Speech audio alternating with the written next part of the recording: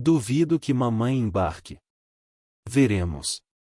Mãe é capaz de tudo, mas, com ela ou sem ela, tenho por certa a nossa ida, e não haverá esforço que eu não empregue, deixe estar. Paciência é que é preciso. E não faça nada que dê lugar a censuras ou queixas, muita docilidade e toda aparente satisfação. Não ouviu o elogio do Lente. É que você se tem portado bem. Pois continue. Mas, 1859 ou 1860 é muito tarde. Será este ano, replicou José Dias. Daqui a 3 meses. Ou 6. Não, 3 meses. Pois sim. Tenho agora um plano, que me parece melhor que outro. Qualquer. É combinar a ausência de vocação eclesiástica e a necessidade de mudar de ares. Você por que não tosse? Por que não tusso? Já, não, mas eu hei de avisar você para tossir, quando for preciso, aos poucos, uma tossezinha seca, e algum fastio eu irei preparando-a. Excelentíssima! Ó! Tudo isto é em benefício dela. Uma vez que o filho não pode servir a igreja, como deve ser servida, o melhor modo de cumprir a vontade de Deus é dedicá-lo a outra coisa. O mundo também é igreja para os bons. Pareceu-me outra vez a vaca de Homero, como se este mundo também é igreja para os bons, fosse outro bezerro, irmão dos santos olhos da teologia. Mas não dei tempo à ternura materna, e repliquei. Ah! Entendo. Mostrar que estou doente para embarcar, não é? José Dias hesitou um pouco, depois explicou-se. Mostrar a verdade, porque, francamente, Bentinho, eu há meses que desconfio do seu peito. Você não anda bom do peito. Em pequeno, teve umas febres e uma ronqueira. Passou tudo, mas há dias em que está mais descorado. Não digo que já seja o mal, mas o mal pode vir depressa. Numa hora. Cai a casa. Por isso, se aquela Santa Senhora não quiser ir conosco, ou para que vá mais depressa, acho que uma boa tosse. Se a tosse há de vir de verdade, melhor é apressá-la. Deixe estar, eu aviso. Bem, mas em saindo daqui não há de ser para embarcar logo, saio primeiro, depois cuidaremos do embarque, o embarque é que pode ficar para o item sem item Dom Casmurro. Ano. Não dizem que o melhor tempo é abril ou maio? Pois seja maio. Primeiro. Deixo o seminário, daqui a 2 meses. E porque a palavra me estivesse a pigarrear na garganta, dei uma volta rápida, e perguntei-lhe a queima-roupa. Capitu como vai? KPITULOL 12. Uma ponta de Iago. A pergunta era imprudente, na ocasião em que eu cuidava de transferir o embarque. Equivalia a confessar que o motivo principal ou único da minha repulsa ao seminário era Capitu, e fazer crer improvável a viagem. Compreendi isto depois que falei, quis emendar-me, mas nem soube como. Nem ele me deu tempo. Tem andado alegre, como sempre, é uma tontinha. Aquilo, enquanto não pegar algum peralta da vizinhança, que queise com ela. Estou que empalideci, pelo menos, senti correr um frio pelo corpo todo. A notícia de que ela vivia alegre, quando eu chorava todas as noites, produziu-me aquele efeito, acompanhado de um bater de coração, tão violento, que ainda agora cuido ouvi-lo.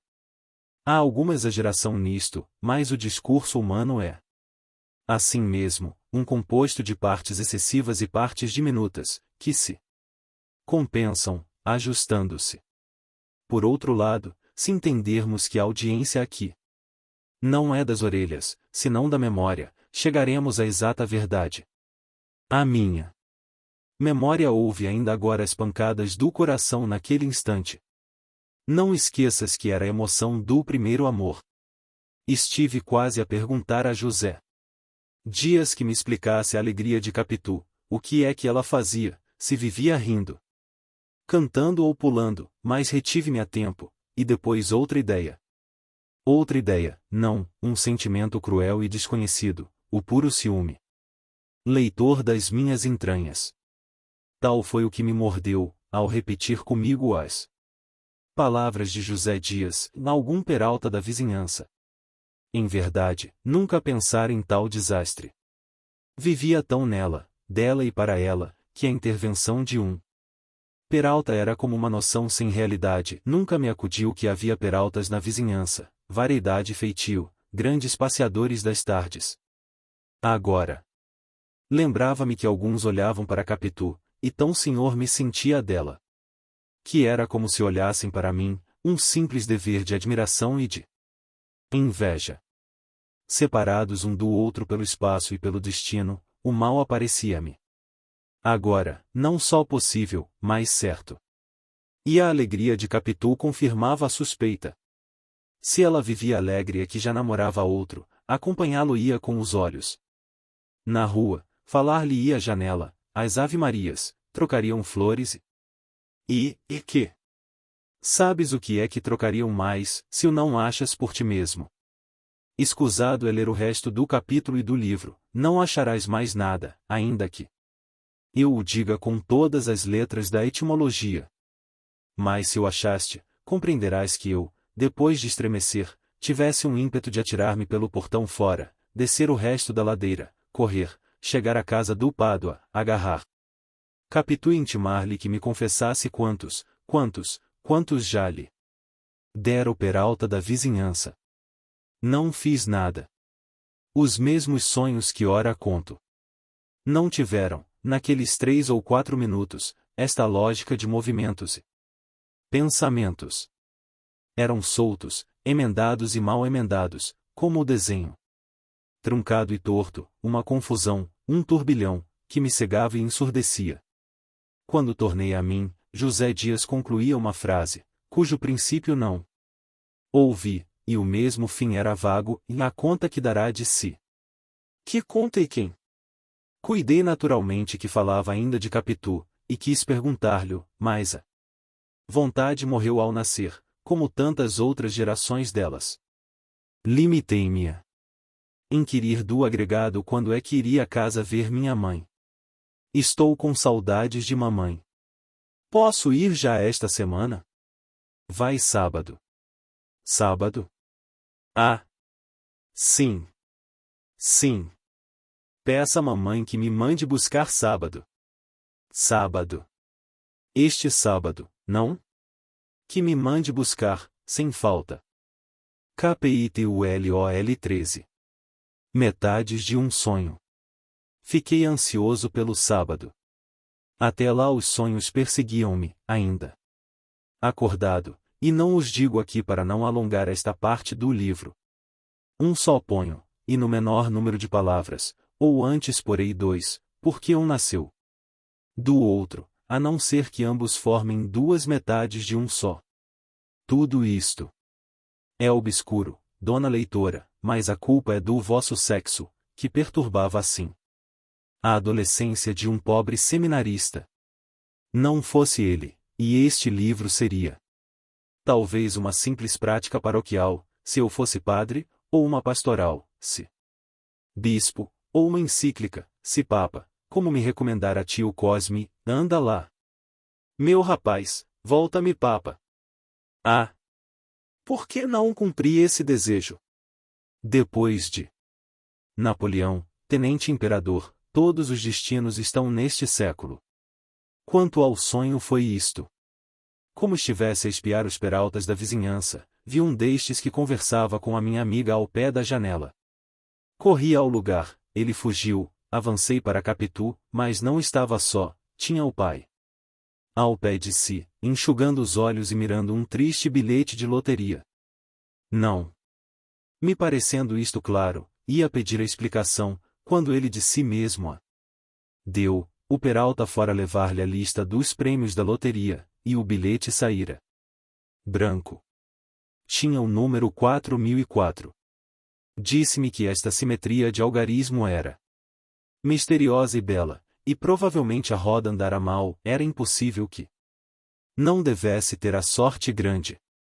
Enquanto ele falava, Capitu dava-me com os olhos todas as sortes grandes e pequenas.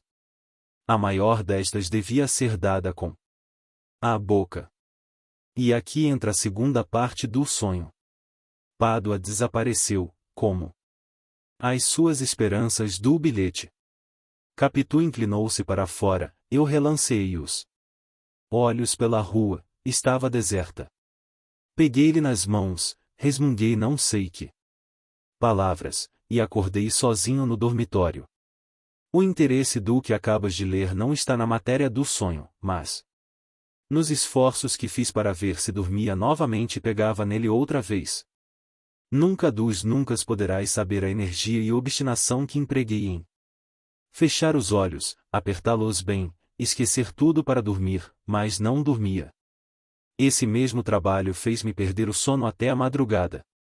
Sobre a madrugada, consegui conciliá-lo, mas então nem peraltas, nem bilhetes de loteria, nem sortes grandes ou pequenas, nada dos nadas veio ter comigo.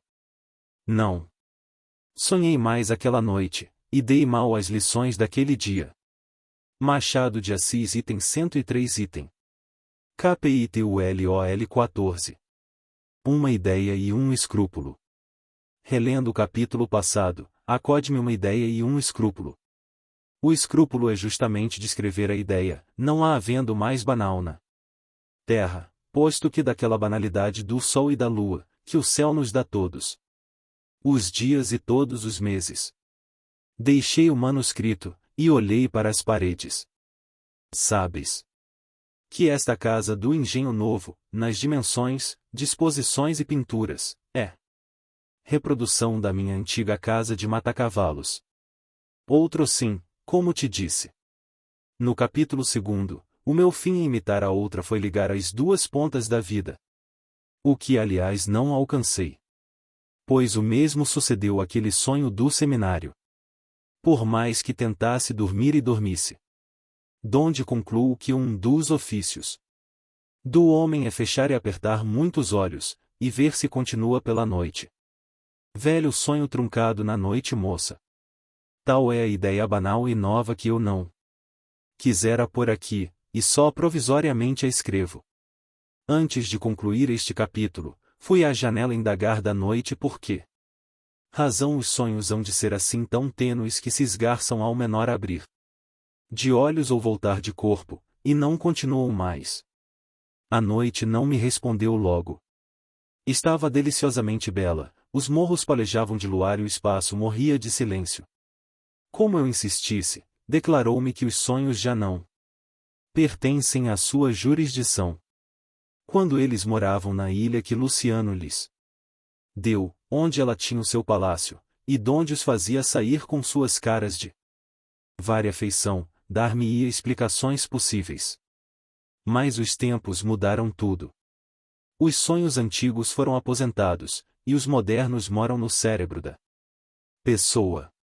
Estes, ainda que quisessem imitar os outros, não poderiam fazê-lo. A ilha dos sonhos, como a dos amores, como todas as ilhas de todos os mares, são agora objeto da ambição e da rivalidade da Europa e dos Estados Unidos. Era uma alusão às Filipinas. Pois que não amo a política, e ainda menos a política internacional, fechei a janela e vim acabar este capítulo para ir dormir. Não peço agora os sonhos de Luciano, nem outros, filhos da memória ou da digestão, basta-me um sono quieto e apagado. De manhã, com a fresca, irei dizendo mais da minha história e suas pessoas. KPITULOL 15. A dissimulação. Chegou o sábado, chegaram outros sábados, e eu acabei afeiçoando-me à vida nova. Ia alternando a casa e o seminário. Os padres gostavam de mim, os rapazes também, e Escobar mais que os rapazes e os padres. No fim de 5 semanas estive quase a contar a este as minhas penas e esperanças. Capitu refreou-me. Escobar é muito meu amigo, Capitu. Mas não é meu amigo. Pode vir a ser, ele já me disse que há de vir cá para conhecer mamãe. Não importa, você não tem direito de contar um segredo que não é só seu, mas também meu, e eu não lhe dou licença de dizer nada à pessoa nenhuma. Era justo, calei-me e obedeci. Outra coisa em que obedeci às suas reflexões foi logo no primeiro sábado, quando eu fui à casa dela, e, após alguns minutos de conversa, me aconselhou a ir embora. Hoje não fique aqui mais tempo, vá para casa, que eu lá vou logo. É natural que Glória queira estar com você muito tempo, ou todo, se puder. Em tudo isso mostrava minha amiga tanta lucidez que eu bem podia deixar de citar um terceiro exemplo, mas os exemplos não se fizeram senão para ser citados, e este é tão bom que a omissão seria um crime. Foi a minha terceira ou quarta vinda à casa. Minha mãe, depois que lhe respondi as 1000 perguntas que me fez sobre o tratamento que me davam, os estudos, as relações, a disciplina, e se me doía alguma coisa, e se dormia bem, tudo o que a ternura das mães inventa para cansar a paciência de um filho, concluiu, voltando-se para José Dias. Senhor José Dias, ainda duvida que saia daqui um bom padre? Excelentíssima! E você, Capitu, interrompeu minha mãe voltando-se para a filha do Pádua que estava na sala, com ela, você não acha que o nosso Bentinho dará um bom padre? Acho que sim, senhora, respondeu Capitu cheia de convicção. Não gostei da convicção. Assim lhe disse, na manhã seguinte, no quintal dela, recordando as palavras da véspera, e lançando-lhe em rosto, pela primeira vez, a alegria que ela mostrará desde a minha entrada no seminário, quando eu vivia curtido de saudades. Capitu fez-se muito séria, e perguntou-me como é que queria que se portasse, uma vez que suspeitavam de nós, também tivera noites desconsoladas, e os dias, em casa dela, foram tão tristes como os meus, podia indagá-lo do pai e da mãe. A mãe chegou a dizer-lhe, por palavras encobertas, que não pensasse mais em mim. Com Glória e Justina mostro-me naturalmente alegre, para que não pareça que a denúncia de José Dias é verdadeira. Se parecesse, elas tratariam de separar-nos mais, e talvez acabassem não me recebendo. Para mim, basta o nosso juramento de que nos havemos de casar um com o outro. Era isto mesmo, devíamos dissimular para matar qualquer suspeita, e ao mesmo tempo gozar toda a liberdade anterior, e construir tranquilos o nosso futuro. Mas o exemplo completa-se com o que ouvi no dia seguinte. Ao almoço, minha mãe, dizendo tio Cosme que ainda queria ver com que mão havia eu de abençoar o povo à missa, contou o que, dias antes, estando a falar de moças que se casam cedo, Capitu lhe dissera, pois a mim quem me há de casar há de ser o padre Bentinho, eu espero que ele se ordene. Tio Cosme riu da graça, José Dias não dessorriu, só prima Justina é que franziu a testa e olhou para mim interrogativamente. Eu, que havia olhado para todos, não pude resistir ao gesto da prima, e tratei de comer. Mas comi mal, estava tão contente com aquela grande dissimulação de Capitu que não vi mais nada.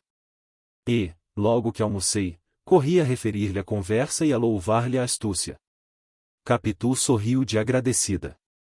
Você tem razão, Capitu, concluí eu, vamos enganar toda esta gente.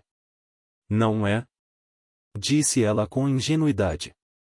KPITULOL 16. Intimidade. Capitu ia agora entrando na alma de minha mãe. Viviam o mais do tempo juntas, falando de mim, a propósito do sol e da chuva, ou de nada, Capitu ia lá cozer, às manhãs, alguma vez ficava para jantar. Prima Justina não acompanhava a parenta naquelas finezas, mas não tratava de todo mal a minha amiga. Era assaz sincera para dizer o mal que item 106 item Dom Casmurro sentia de alguém, e não sentia bem de pessoa alguma. Talvez do marido.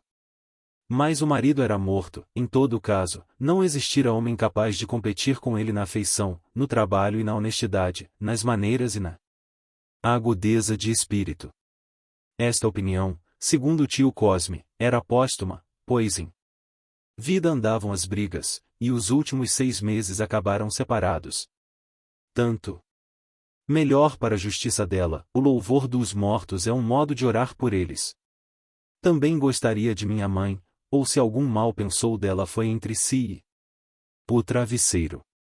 Compreende-se que, de aparência, lhe desse a estima devida. Não penso que ela aspirasse a algum legado, as pessoas assim dispostas excedem os serviços naturais, fazem-se mais risonhas, mais assíduas, multiplicam os cuidados, precedem os fâmulos. Tudo isso era contrário à natureza de prima Justina, feita de azedume e de implicância. Como vivesse de favor na casa, explica-se que não desestimasse a dona e calasse os seus ressentimentos, ou só dissesse mal dela a Deus e ao diabo. Caso tivesse ressentimentos de minha mãe, não era uma razão mais para detestar Capitu, nem ela precisava de razões suplementares. Contudo, a intimidade de Capitu fê-la mais aborrecível à minha parenta. Se a princípio não a tratava mal, com o tempo trocou de maneiras e acabou fugindo-lhe. Capitu, atenta, desde que a não via, indagava dela e ia procurá-la. Prima Justina tolerava esses cuidados. A vida é cheia de obrigações que a gente cumpre, por mais vontade que tenha de as infringir deslavadamente. Demais, Capitu usava certa magia que cativa. Prima Justina acabava sorrindo, ainda que azedo. Mas a sós com minha mãe achava alguma palavra ruim que dizer da menina. Como minha mãe adoecesse de uma febre, que a pôs às portas da morte, quis que Capitu lhe servisse de enfermeira. Prima Justina, posto que isto a aliviasse de cuidados penosos, não perdoou a minha amiga a intervenção. Um dia, perguntou-lhe se não tinha que fazer em casa, outro dia, rindo, soltou-lhe este epigrama: e não precisa correr tanto, o que tiver de ser seu as mãos lhe há de ir.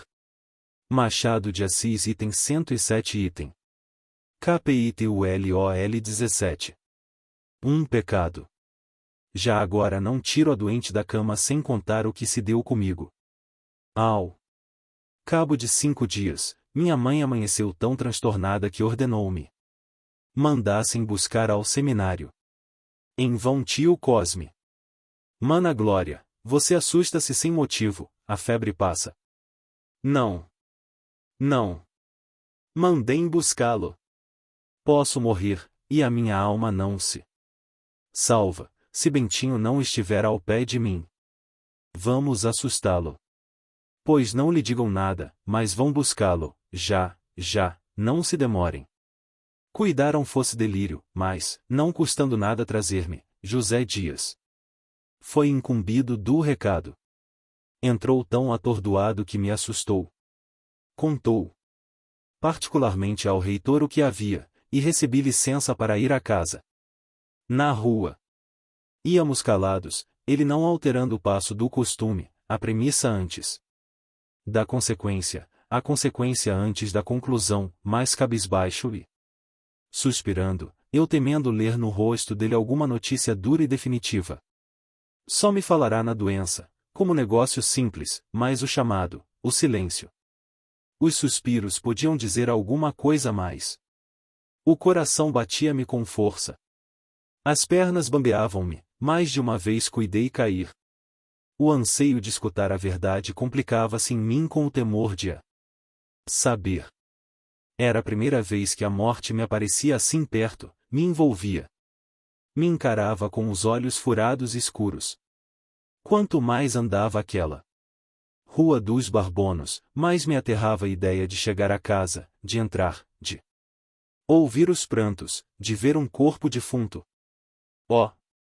Eu não poderia nunca expor aqui tudo o que senti naqueles terríveis minutos.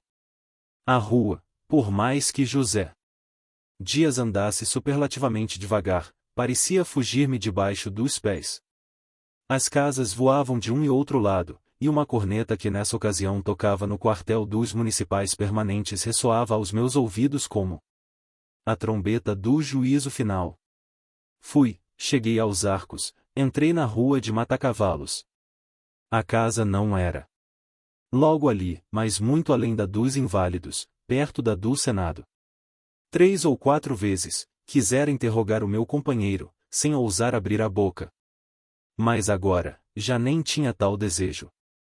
Ia só andando, aceitando o pior, como um gesto do destino, como uma necessidade da obra humana, e foi então que a esperança, para combater o terror, me segredou ao coração, não estas palavras, pois nada articulou parecido com palavras, mas uma ideia que poderia ser traduzida por elas, e mamãe defunta, acaba o seminário.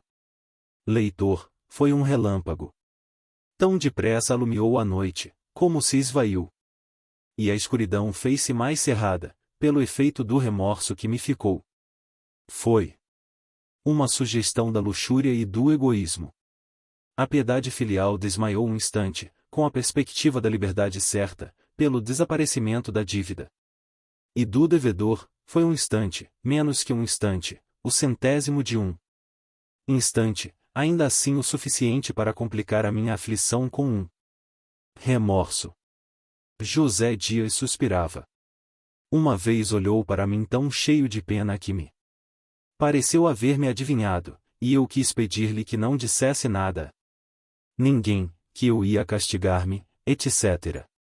Mas a pena trazia tanto amor, que não podia ser pesar do meu pecado, mas então era sempre a morte de minha mãe. Senti uma angústia grande, um nó na garganta, e não pude mais. Chorei de uma vez. Que é, Bentinho? Mamãe. Não. Não. Que ideia é essa? O estado dela é gravíssimo, mas não é mal de morte, e Deus pode tudo. Enxugue os olhos, que é feio um mocinho da sua idade andar chorando na rua. Não há de ser nada, uma febre. As febres, assim como dão com força, assim também se vão embora. Com os dedos, não, onde está o lenço? Enxuguei os olhos, posto que de todas as palavras de José Dias uma só me ficasse no coração, foi aquele gravíssimo. Vi depois que ele só queria dizer grave, mas o uso do superlativo faz a boca longa, e, por amor do período, José Dias fez crescer a minha tristeza. Se achares neste livro algum caso da mesma família, avisa-me, leitor, para que o emende na segunda edição, nada. Há mais feio que dar pernas longuíssimas a ideias brevíssimas. Enxuguei os olhos, repito, e fui andando, ansioso agora por chegar a casa, e pedir perdão à minha mãe do ruim pensamento que tive. Enfim, chegamos, entramos, subi trêmulo os 6 degraus da escada, e daí a pouco, debruçado sobre a cama, ouvi as palavras ternas de minha mãe que me apertava muito as mãos, chamando-me seu filho. Estava queimando, os olhos ardiam nos meus, toda ela